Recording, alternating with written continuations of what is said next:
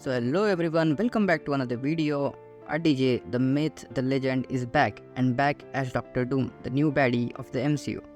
पर ये हुआ तो हुआ कैसे, ये सब इस वीडियो में डिस्कस करेंगे।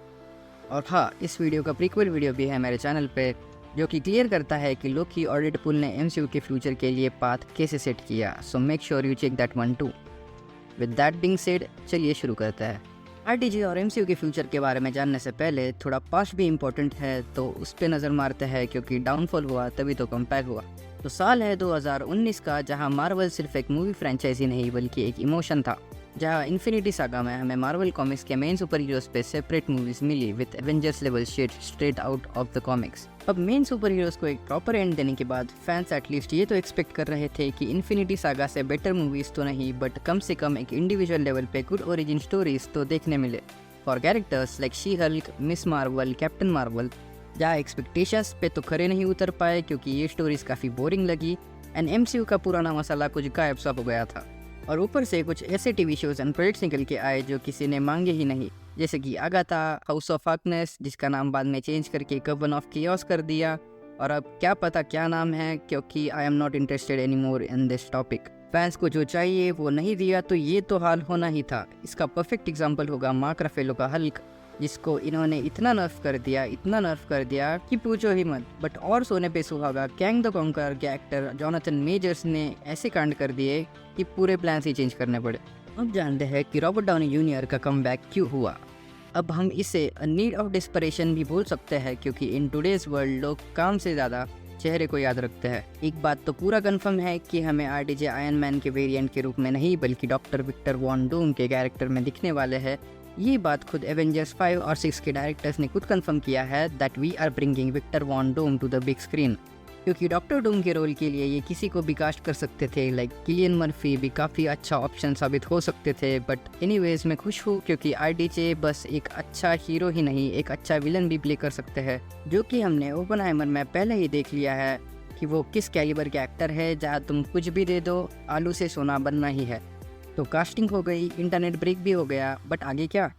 तो मैंने पिछले वीडियो में इनकर्जन का कंसेप्ट को इंट्रोड्यूस किया था, यहाँ उसे डिटेल में समझते हैं। तो इनकर्जन बेसिकली दो यूनिवर्सेस के बीच में होता है, इन विच दोनों यूनिवर्सेस कोलैप्स होना शुरू होते हैं बिकॉज ऑफ अ इवेंट। वो इवेंट मैं आगे बताऊंगा, बट फिलहाल बस इतना जान लो कि दोनों यूनिवर्सेस कोलैप्स होके मर्ज होते हैं। तो तुम बोलोगे इसमें प्रॉब्लम क्या है? मेरे दोस्त, प्रॉब्लम ये है कि यूनिवर्स कोलिजन में दोनों में से एक ही यूनिवर्स जिंदा रहता है और दूसरा यूनिवर्स खत्म हो जाता है।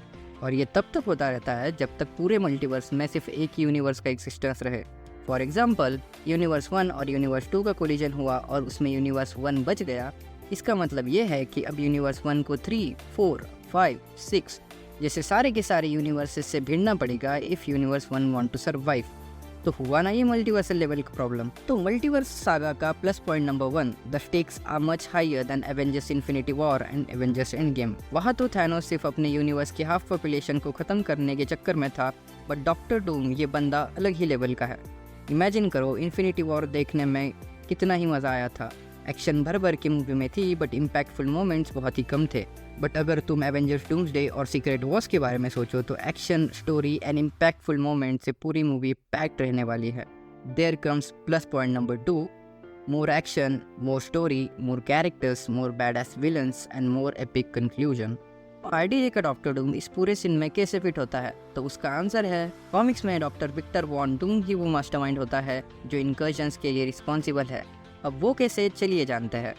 तो एक कंसेप्ट है मॉलिक्यूल मैन का, जो हमें डेडपूल एंड वुल्वरिन में देखने मिला एज एंकर बीइंग, जो कि अपने यूनिवर्स का सबसे इंपॉर्टेंट कैरेक्टर होता है, और अगर वो मर गया तो पूरा यूनिवर्स कोलैप्स होने लगता है और तबाह होने की कगार पे आ जाता है।